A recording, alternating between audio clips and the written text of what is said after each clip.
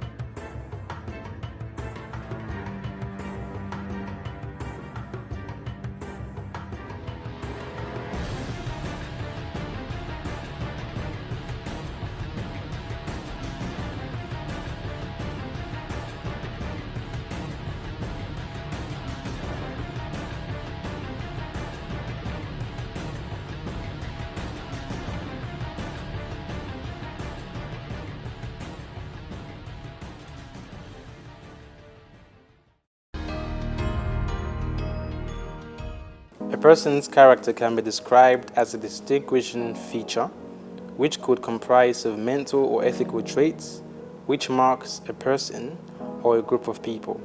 In simple terms, one's character is simply what defines that person. You may personally know someone who seems to be very knowledgeable about so many things, or maybe you know someone who looks very handsome or beautiful. In some cases, they may not have close friends, and you may wonder why.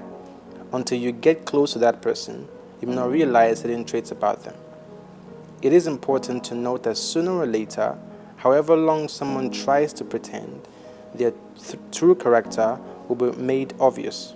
Some time ago, I heard someone say, "People think I've changed." Well, I haven't changed. You just don't know me that well. I thought that was quite right. Sometimes, when we think people have changed, it's not that they have become somebody else.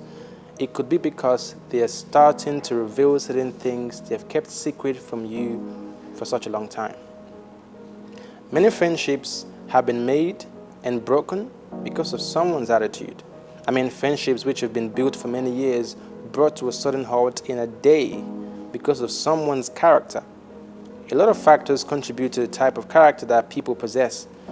But irrespective of the environment one may live in, what's important is that you must decide within yourself to have a beautiful character. A smile is a window to your soul. A smile is an invitation and a form of greeting. A smile is a show of likeness and love from one person to another. A frown is the opposite of a smile. It takes more facial muscles to frown than to smile. And it is sad that some people never smile in life. I find this disheartening, indeed, for it shows the state of mind of such a person. It shows that such a person is not happy and is weighed and bogged down by life's troubles. It is a form of slow death to allow the troubles of this world to weigh one down. It is best to spend time praying about such troubles and simply spend time casting such burdens upon the Lord in the place of prayer and supplication. Smiling does a lot for the person that chooses to smile. Smiling tells your body to be happy. It is usually a decision to smile or not to smile. And once you decide to smile, the brain activates every other part of your body to manifest this smiley face. Your entire posture, especially your facial expression, changes. The muscles on your face relax, your mouth opens up to show a happy mien, and people around you see this wonderful expression and return back the message of your smile by smiling back at you. Measure your life by the moments you're present. Each moment your heart shows up for is worth a lifetime. Take a pause now and again to feel the magic in the swaying of the ocean, the submission of the trees, the victory of the sun despite dark clouds, then its own setting as decreed by its Lord, and the gentle assurance in the moon's appearance, to feel the romance between the stars and the night's breeze. When you find the magical moments, be present to capture them, not with gadgets crafted by man, but simply with the perfect harmony within you, the one between your eyes and the depth of your heart. Then you will have captured them forever. I received 12 strokes as promised by my father and was threatened with 24 the next time, but that did not deter me. And I was soon back on the field showing off my dribbling skills. When the football game ended, I did not want to go home. I knew what faith awaited me, and the euphoria of the game had worn off. As I dragged myself home, I could see my father's figure from afar, sitting in his favorite chair in the courtyard with a cane on the floor beside him. I guess it was time for me to submit to my faith. I had had the pleasure of the game, and now it was time to take the pain. I took my punishment again in good faith, and I was threatened with 48 strokes of the cane the next time.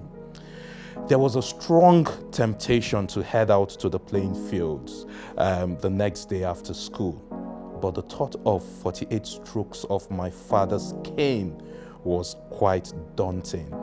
I weighed up my options: 60 minutes of excitement versus 48 strokes of the cane.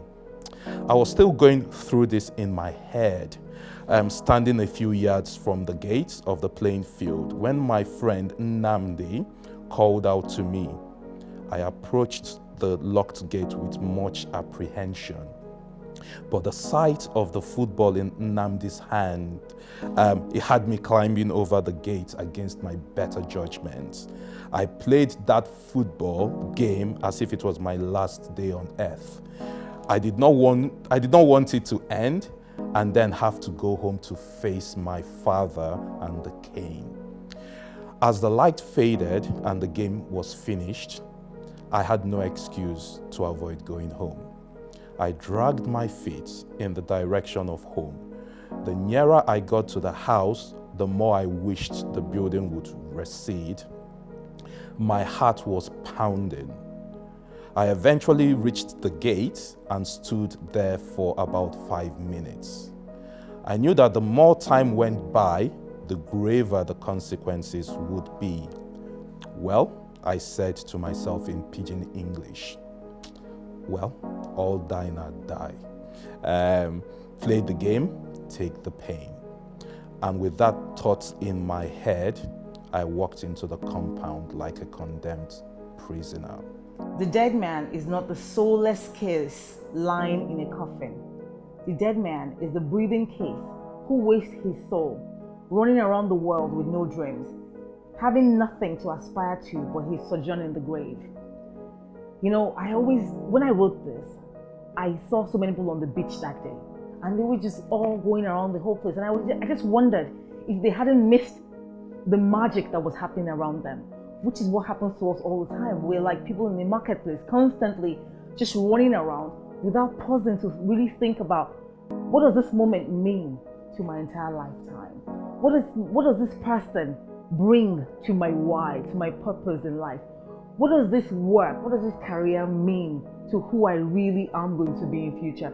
I think that we have to live consciously. We have to live with a purpose. And, so that point for me is saying to you, don't just wait until you stop breathing, because you're dead if you're not aware of what life is. Well, I hope you have enjoyed today's show. Please join us on any of our social media platforms displayed on your screen.